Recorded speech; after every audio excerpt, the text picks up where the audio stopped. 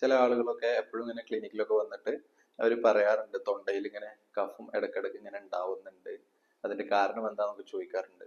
അങ്ങനെ ഇടക്കിടക്ക് കഫം ഉണ്ടാവുന്നതിന്റെ പ്രധാന കാരണം വന്നിട്ട് അലർജിയാണ്. തൊണ്ടയിൽ അവർക്ക് അലർജിക് റിയാക്ഷൻ ഉണ്ടാവുകയും അതിന്റെ ഭാഗമായിട്ട് കഫം പ്രൊഡ്യൂസ് ആവുകയും ചെയ്യാറുണ്ട്.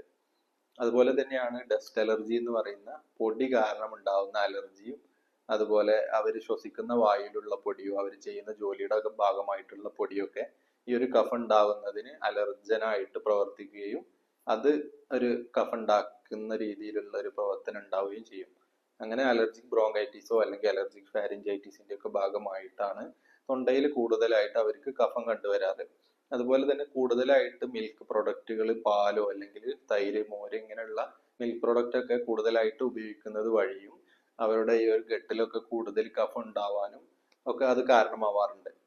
ഇങ്ങനെ കഫം ഉണ്ടാകുന്ന ആളുകളിൽ അതിന്റെ എന്താണോ ഈ ഒരു അലർജിക് ആയിട്ടുള്ള, അവർക്ക് എന്താണോ ഈ ഒരു അലർജൻ എന്നുള്ളത് കണ്ടെത്തിയിട്ട് അതിന് വേണ്ട ഒരു ട്രീറ്റ്മെന്റ് കൊടുക്കുകയാണെങ്കിൽ പിന്നെയും പിന്നെ ഇങ്ങനെ ഉണ്ടാവുന്ന ഒരു കഫക്കെട്ടിൽ നിന്ന് അവർക്ക് കംപ്ലീറ്റ് ആയിട്ട് ക്ലിയർ ചെയ്യാൻ പറ്റുള്ളൂ.